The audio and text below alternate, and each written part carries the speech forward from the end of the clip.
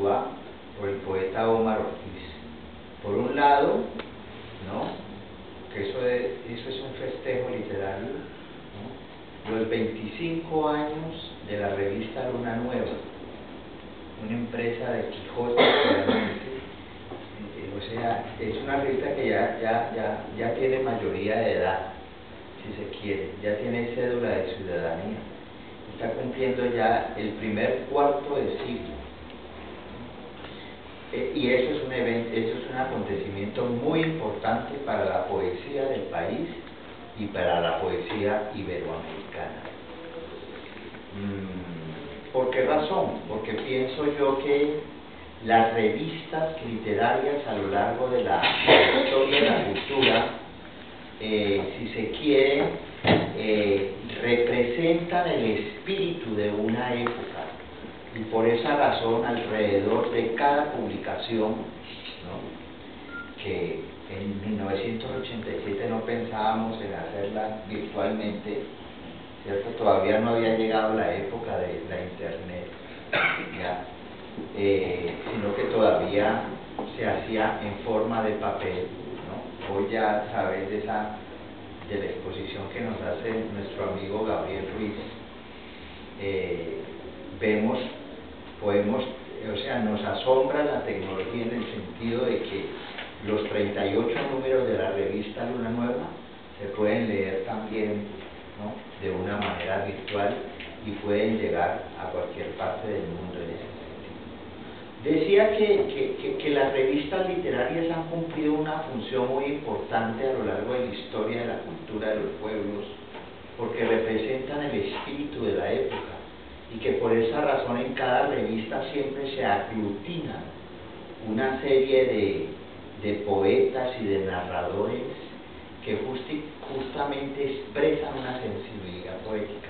Yo diría algo más, que cada revista literaria de alguna manera determina una generación literaria, ¿no?, y determina de una u otra manera un rumbo literario. Y esa es la importancia de las revistas literarias. La importancia no consiste en que me publiquen a mí, o que yo me voy a ver reflejado en unas hojas de papel o en unas hojas virtuales, no, sino porque de una u otra manera la revista, ¿no?, toma el pulso de la vida subjetiva de un país, y eso es muy importante.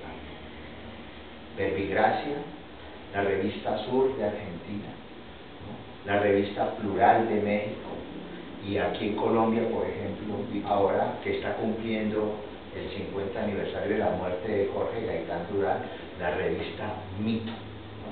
Fue alrededor de esas revistas, ¿no?, donde surgió un grupo de poetas, un grupo de narradores, ¿no?, que de una u otra manera fueron determinando el espíritu de la época. Y por esa razón es que las buenas revistas y las que perduran, ¿no?, porque la gran mayoría fracasan en el intento, son flor de un día, y no nos vamos a detener pues a lamentarnos aquí en ese sentido. Vamos a hablar de las revistas que han logrado, digámoslo así, superar los años turbulentos y difíciles como los años que ha vivido justamente la revista Luna Nueva. Recordemos una cosa, la revista Luna Nueva nace primero en provincia, que es algo muy importante, ¿no? O sea, se tiene una mirada desde la región, ¿ya?, una mirada excéntrica, porque nos salimos un poco del centro, una revista que nace en una ciudad intermedia de una ciudad del sur de Colombia, y nace en un periodo bastante turbulento del país. Poeta Omar, ¿no?, nace, es decir, justamente nace 2 años después de que se produce el holocausto del Palacio de Justicia, porque ya se empieza a metaforizar de una u otra manera, ¿no? En las librerías del país hoy podemos acercarnos a una excelente novela de Miguel Torres, justamente sobre ese periodo nefasto para la historia política y jurídica del país, 1985. En ese mismo año se produce la famosa tragedia de Armenia. que dejó miles, que arrasó con un pueblo entero, con un pueblo muy bello del norte del Tolima. Pero al mismo tiempo, ¿cierto?, en medio, digámoslo así, de un país convulsionado, ¿no?, se producían eventos muy importantes. Yo creo que es en el año de 1987 cuando se funda la Casa de Poesía Silva, en Bogotá, o justamente en ese periodo. Sí, justamente en el 87, justamente, y para en esa misma fecha, ¿no?, si mi memoria no me engaña, ¿ya?, se hace la primera Feria Internacional del Libro de Bogotá. O sea que al mismo tiempo que estamos viviendo una serie de situaciones difíciles para el pueblo colombiano, ¿no?, al mismo tiempo este es un país que lo podemos comparar como el ave fénix, siempre estamos renaciendo de entre las cenizas, ¿no? Nace una revista en la ciudad de Tuluá que se llama la revista Luna Nueva, en ese sentido. Entonces vamos a hacer una cosa, poeta Omar. Yo voy a hacerle una serie de preguntas como para picarle la lengua, porque usted más que nadie es el que nos tiene que hablar de estos primeros 25 años, de esta jovencita, ¿cierto?, que ya tiene cédula de ciudadanía literaria, ¿no? Y la primera pregunta que yo lo hago, vamos a hablar primero de la revista y después vamos a hablar de las dos magníficas antologías poéticas, de los dos libros que ha sacado la revista Luna Nueva, ¿no?, porque ese es otro lanzamiento muy importante.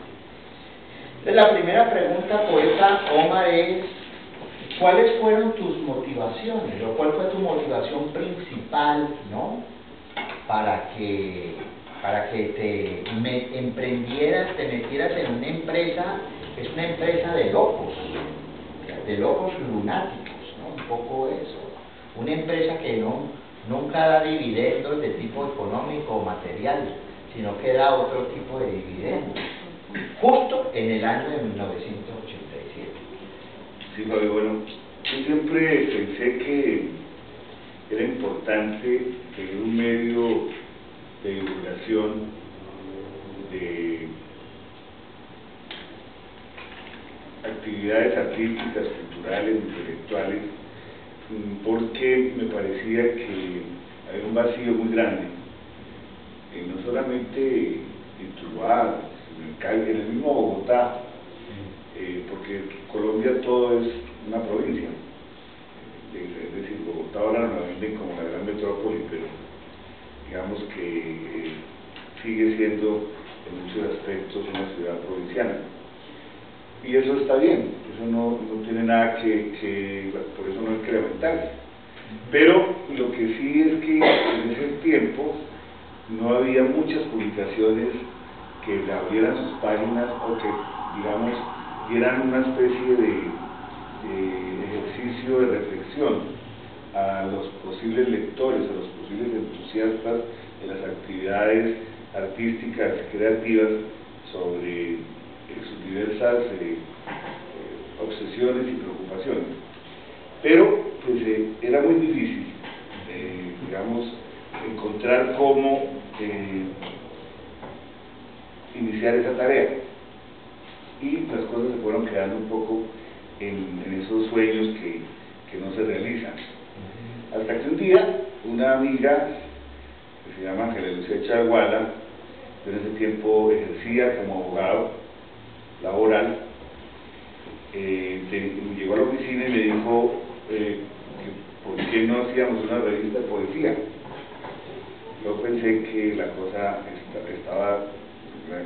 Ángela Lucía estaba delirando, una revista de poesía que no propone, ¿y de dónde vamos a sacar los recursos? Me dijo, no, yo consigo los recursos, usted se encarga de la parte de contenido.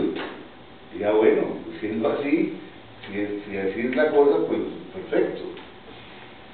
Y sí, ella agenció con su papel, una distribuidora de papel, donde parte de los socios importantes eran tus dueños. Yo eso no lo sabía, ella ya lo sabía, ella tenía más o menos maquinado el asunto, y ella habló con Jorge Lozano, se llamaba el gerente, y Jorge dijo, bueno, sí, yo les ayudo, y nos regaló papel para 3 ediciones. Ya con el papel ya uno pues tenía muy buen trecho ganado, ¿no? Que nos regaló tanto el papel de las páginas como el papel de la carátula. Lo otro era conseguir ya la impresión, y eso se consiguió mediante unos cuantos avisos. La impresión se hacía en la tipografía comercial, una tipografía, como su nombre lo indica, que se dedicaba a la elaboración de facturas, recibos, talonarios de toda clase, tarjetería, etcétera, pero menos de hacer una publicación de tipo revista o digamos distinta, pero tenían, eso sí, una voluntad de colaborar y un entusiasmo a toda prueba. Pero había otro problema, donde se levantaban los textos de la revista, del que se iban a publicar. En ese momento, otra amiga, Grace Price, trabajaba como subdirectora de la imprenta departamental, y ella consiguió que la imprenta nos donara la levantada de los textos. Entonces, en ese tiempo, ya, como tú lo decías, pues la tecnología estaba apenas dando sus primeros pasos, había pasado del linotipo a la levantada de textos por computador, pero salían unas tiras enormes, ¿no? Unas tiras, unas sábanas completas, y eso había que manualmente cortarlo, pegarlo y armar página por página con bisturí, pegante, y paciencia y mucha dedicación, las publicaciones, los libros, las revistas, etc. Y eso se encargó otra mujer, María Isabel Borrero, en Bogotá. Entonces, vean ustedes, la influencia de la mujer en las revistas ha sido decisiva. Entonces, María Isabel armaba el arte, me enviaba eso a Tuluá, y eso se imprimía en la tipografía. Se lo enviaba por correo normal, no por internet. No, por correo, por supuesto, por correo. Por allá. Por correo, no, claro, por correo aéreo, por correo nacional, porque todavía no había ni entrega ni nada de esas cosas. Entonces era un proceso bastante complicado, pero bastante interesante. Y María Isabel también, por su cercanía a muchos artistas colombianos, fue la que consiguió que muchos de ellos nos permitieran reproducir parte de su obra en la revista. Y lo de Leonel Góngora, sobre todo, fue muy interesante, porque cuando se le dijo a Leonel, dijo, listo, préstame, a ver, dijo María Isabel, haga el machote y yo ahí dibujo. Pero eso sí, me tienen que devolver los originales. Y lo hicimos. Fuimos muy honrados, ¿no? Y devolvimos todo lo que hizo Leonel a mano alzada. Fue una maravilla. Y esa revista, además, ese número tiene otro ingrediente que a mí que me hace tenerle ese número mucho cariño. Y es que, por intervención de Catalina Restrepo, otra mujer, se hizo una muestra de poetas en Nueva York, y en ese entonces Tomás González vivía en Nueva York y nos entregó unos poemas que después fueron parte de Manglares. Hasta ese momento Tomás no había publicado, sino primero estaba El Mar en las ediciones del Goce Pagano. Entonces fue también los papeles del Goce. Los papeles del Goce, exactamente. Una edición también, digamos, de tipo cerrado, pero que nos emocionó mucho a todos los que pudimos leerla desde entonces. Y también fue muy grato poder publicar a Tomás en ese número. Entonces tenía esas dos, digamos,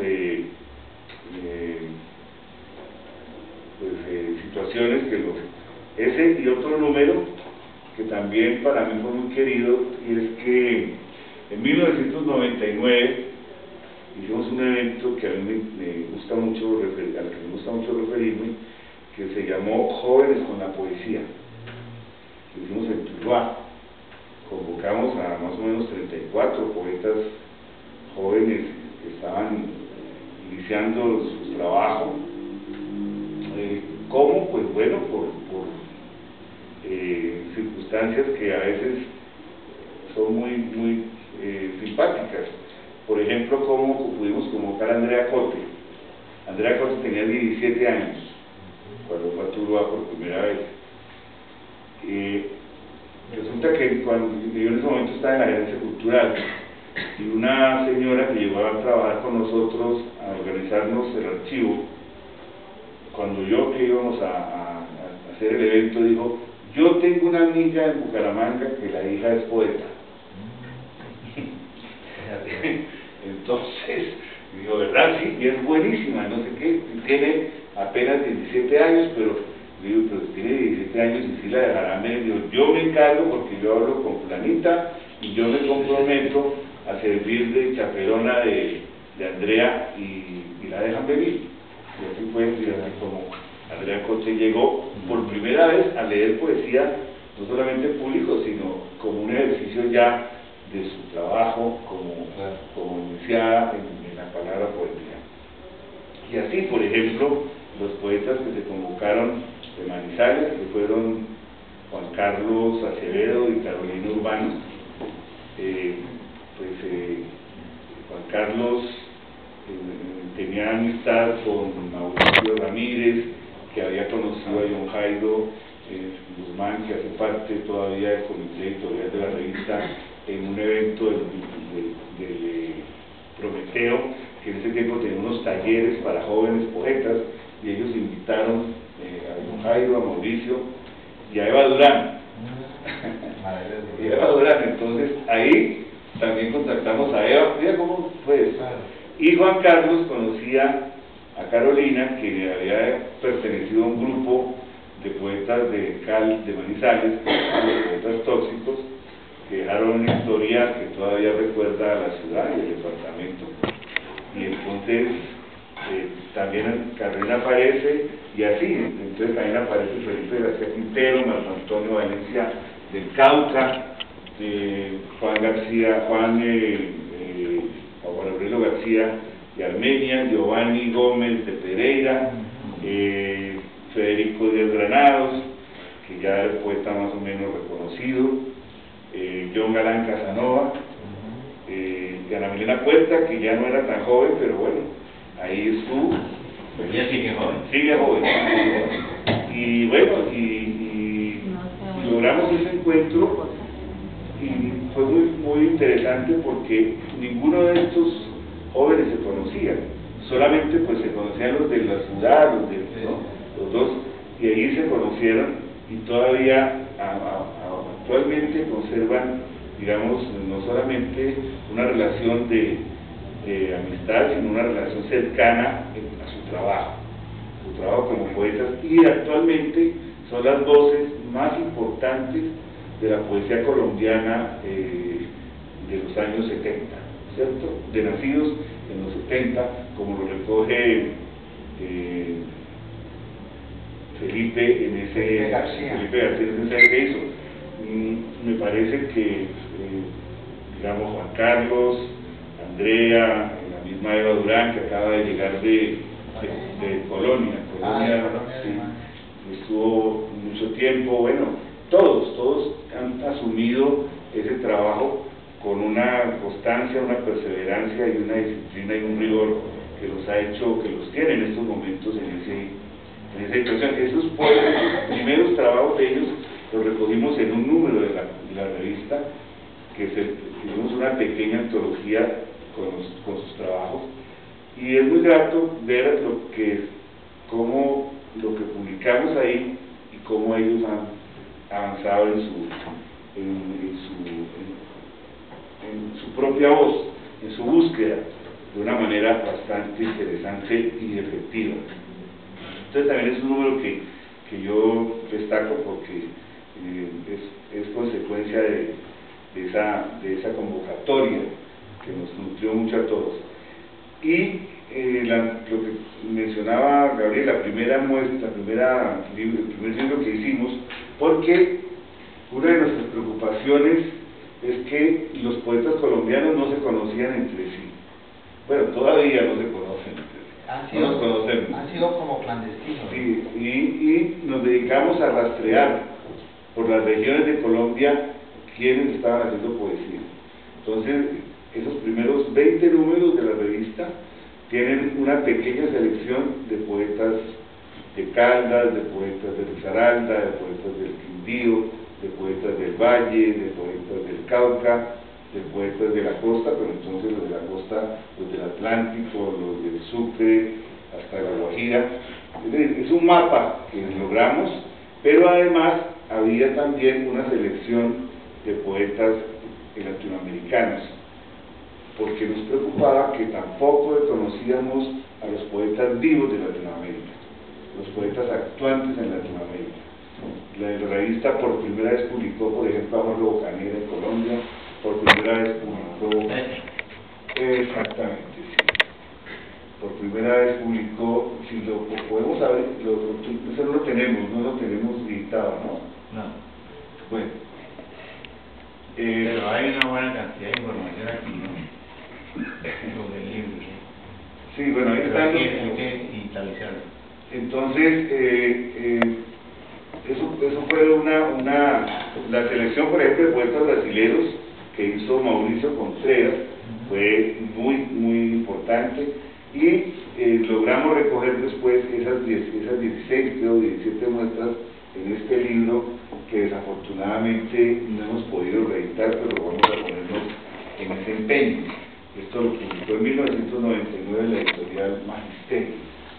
Entonces, eso han sido como las preocupaciones que hemos tenido de aportarle a los lectores de poesía, no solamente de la región, sino a nivel nacional, nuevas herramientas, nuevas miradas, nuevos instrumentos para que ellos puedan tener unas referencias más ricas sobre su trabajo, sobre el trabajo que hacen los demás. Porque nosotros tenemos una perversa costumbre de encasillarnos, ¿no? De creernos islas, de pensar que el exterior no existe, hasta llegarse a afirmar, por ejemplo, que no hay que leer poesía porque nos contamina. Precisamente lo que tenemos es que contaminarnos, ¿no? Porque si no, entonces ahí sí la cosa se nos complica. Entonces, queremos romper con esa serie de absurdos paradigmas que todavía se dan, y yo creo que lo hemos logrado. Creo que los aportes que se hicieron a los nuevos poetas, no solamente en Tuluá, sino en el Valle y en las regiones donde la revista llegaba por amigos que teníamos